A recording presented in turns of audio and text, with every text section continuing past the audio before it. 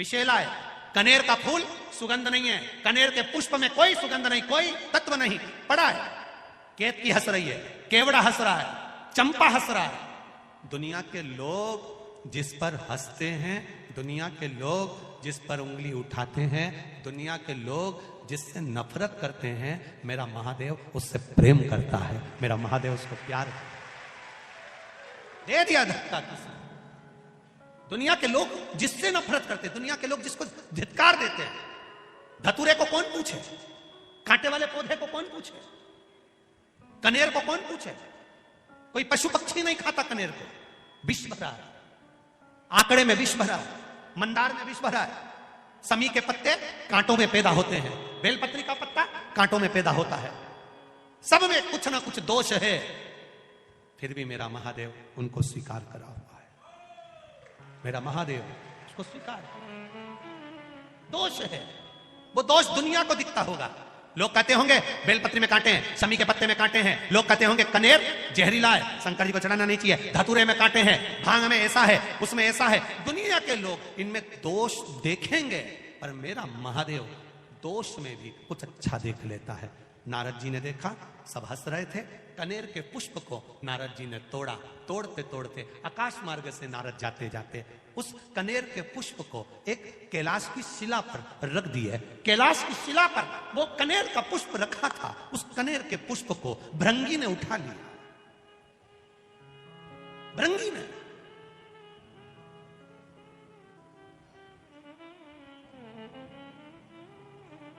और भृंगी उस कनेर के पुष्प को उठा लेता है। श्रृंगी ने देखा कि भृंगी ने कनेर का पुष्प उठाया। श्रृंगी ने आवाज लगाकर कहा, भृंगी क्या कर रहे हो? भृंगी कर रहे हैं, मैं जब महादेव से मिलकर आया था तो महादेव के आज चरणों में कोई पुष्प नहीं था। देवादिदेव महादेव के श्रृंगार में कोई पुष्प नहीं था। श्रृंगी ने कहा, यह पुष्प में सुगंध नहीं है, इसीलिए इसको कोई देवता स्वीकार नहीं करते।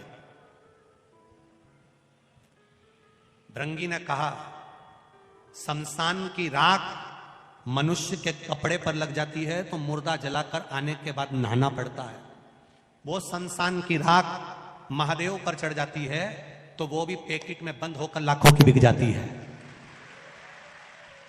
शमशान की राख मनुष्य के कपड़े पर लग जाए तो उसको शमशान से आकर नहाना पड़ता है। वो शमशान की राख महादेव पर चढ़ जाए तो वो भस्मी बन जाती है। शरीर पर महादेव के लगने के बाद चपटी भभूत में है खजाना कुबेर का, उसकी भस्म से भी कुबेर का खजाना झड़ता है। तो ये कनेर भी कुबेर के खजाने से कम नहीं होगा, मेरा विश्वास कहता है, ये मेरा विश्वास कहता है। भृंगी ने कनेर का पुष्प उठाया, ले गया। श्रृंगी तुमदुबी बजा रहा है।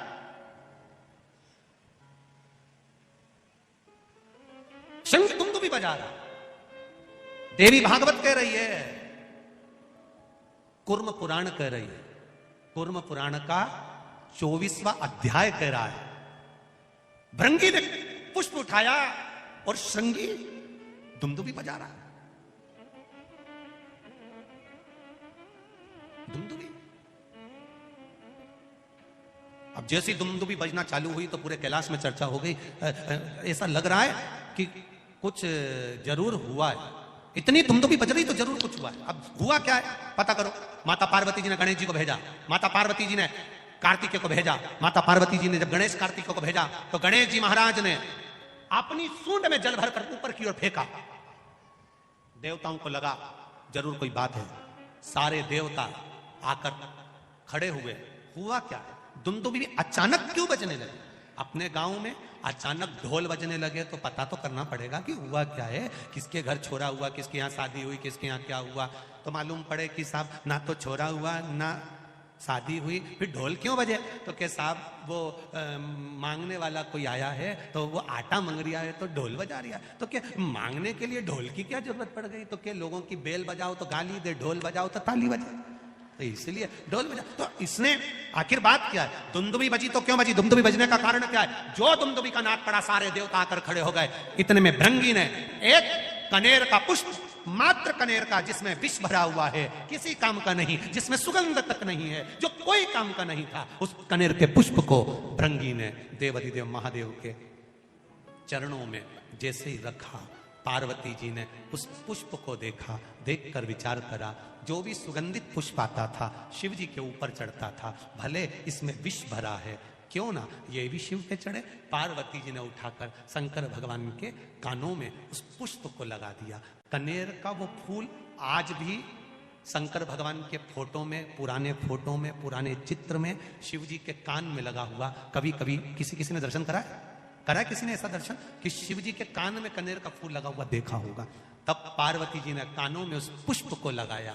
देवाधिदेव महादेव नेत्र बंद कर स्मरण करते हुए देख रहे हैं। देवता खड़े होकर अपने आप को विचार कर रहे हैं कि यह पुष्प शिव जी पर कितना सुशोभित हो रहा है, यह पुष्प हमको भी मिलना चाहिए। भगवान शिव ने नेत्र खोलकर कहा, यह मुझ पर चढ़ा है, देवताओं को भी प्रिय लगा है, सभी देवताओं को कनेर का पुष्प समर्पित होगा और वो कल्याण करने वाला।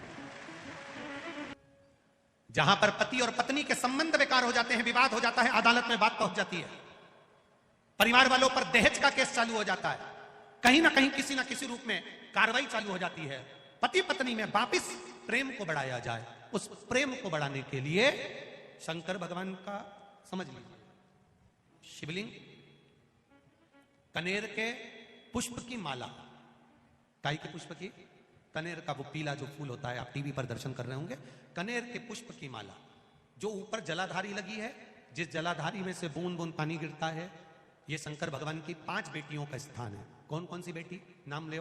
जया, विषहरा, श्यामली बारी, दौतली और 5वें नंबर की देव। ये शिव जी की 5 लड़की है जो पानी बूंद बूंद नीचे गिरा रही है। शंकर भगवान की बेटियों के स्थान से शंकर भगवान की जो ये जलाधारी है, जलाधारी अशोक सुंदरी वाला स्थान, ये जो जलाधारी है, बेटियों के स्थान से जलाधारी तक जो कनेर के माला बनाकर स्पर्श कर कर लगा देता है, शिवरात्रि के दिन प्रदोष काल के समय पर उस पति पत्नी में कितना भी झगड़ा हो रहा हो, आपस में प्रेम बनना प्रारंभ हो जाता है। अदालत का केस धीरे धीरे समाप्त हो जाता है। अदालती कार्रवाई, यहां तक कहा गया कनेर का पुष्प, भाई भाई में विवाद हो रहा हो, जमीन के लिए विवाद हो रहा हो, किसी प्रॉपर्टी के लिए विवाद हो रहा हो, या किसी अन्य विवाद में पड़े हुए हो, या तुम्हारे दुश्मन बढ़ रहे हो, तो भी कनेर का पुष्प शिव को समर्पित किया जाता। कनेर का पुष्प सुख प्रदान। 2 पुष्प ऐसे हैं जो भगवान शंकर को नहीं चढ़ाए जाते, एक केतकी, एक केवड़ा। और चंपा भी भगवान शंकर को चढ़ती है, पूरे साल नहीं चढ़ती, केवल भादो के महीने में चढ़ती है, उसके सिवाय नहीं चढ़ती। क्या कारण था? केतकी की कथा तो यहां पर शिव महापुराण में आ जाती है कि केतकी ने एक गलती कर दी थी। जब ब्रह्मा जी शंकर भगवान के शिवलिंग का दर्शन करने के लिए ऊपर जाते गए, शिवलिंग का छोर नहीं मिला, शीश नहीं मिला। ब्रह्मा जी गौ माता को लेकर आ गए, गाय चलो पृथ्वी पर चलकर भगवान विष्णु के सामने कह देना कि ब्रह्मा जी को छोर मिल गया। गौ माता ने कहा मैं झूठ क्यों बोलूं? ब्रह्मा जी ने कहा तुझे एक रोटी दिलाऊंगा, प्रत्येक घर से तुझे खाने को रोटी मिलेगी। एक रोटी के चक्कर में गौ माता ने झूठ बोल दिया भगवान विष्णु के सामने। केवल एक रोटी के लिए गाय झूठ नहीं बोल रही, एक रोटी के लिए संसार का मनुष्य भी झूठ बोलता है, दिन भर झूठ बोलता है।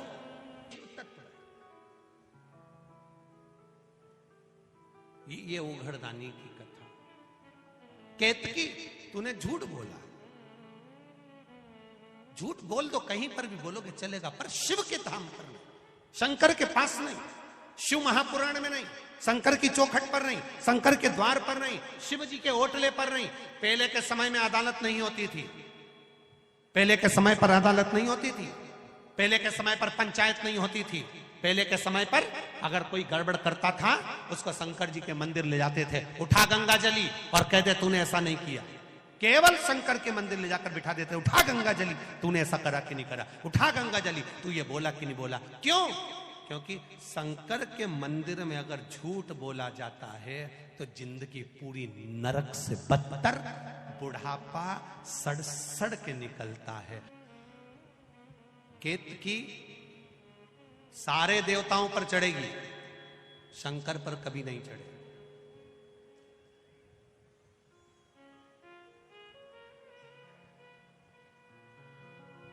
केवड़ा शिव जी पर क्यों नहीं चढ़ता?